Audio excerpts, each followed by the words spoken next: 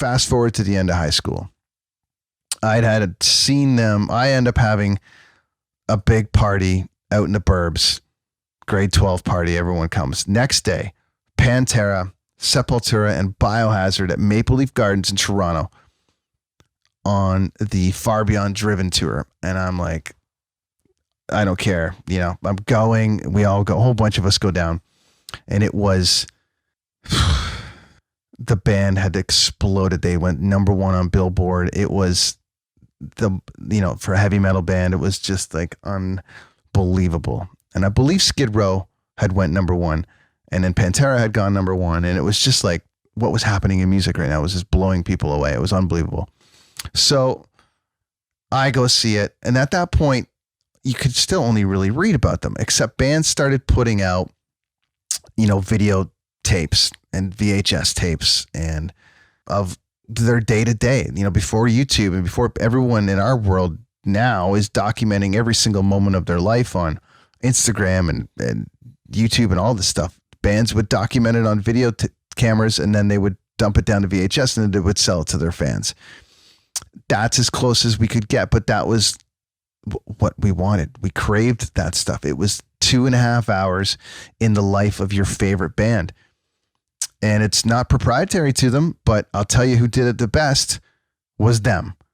And their video tapes were some of the most entertaining, unbelievable shows of debauchery, but pure metal touring madness that I'd ever seen in my life. And Skid Row got close. They had Roadkill and Oh Say Can You Scream, and they were both really great. But they gave me a window into this world that I'm in now, or at least the world that I'm in now doesn't exist like it did back then. However, the idea of touring around the world, show to show, tour bus, jumping into venue, playing to thousands of people. I'm 15 years old. I'm starting to play drums. I'm like, I am in all the way as far as I can go.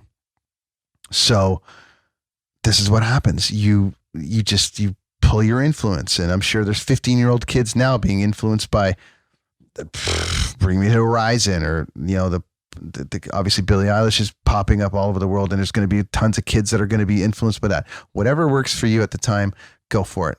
I don't care. This is what worked for me. And it set the tone for the rest of my career, because I was like, this is what I'm going to do. I had a couple different goals. It was to do Wembley Stadium, which I did a few years ago, and it was to play in a band and tour around the world. I never got a chance to play around the world with the band, but we went as far as Halifax. That was great. And we had a great run. We played with a lot of great bands and had so much fun. And so it started that journey, which led to all these other journeys, which has led me to a hotel room in Liverpool on December the 8th, 2019, 15 years after Dimebag was murdered, but 20 plus years, basically the beginning of my journey. So it's amazing what your first concert can lead to, and where you pull your influences from, and where you pull your story from.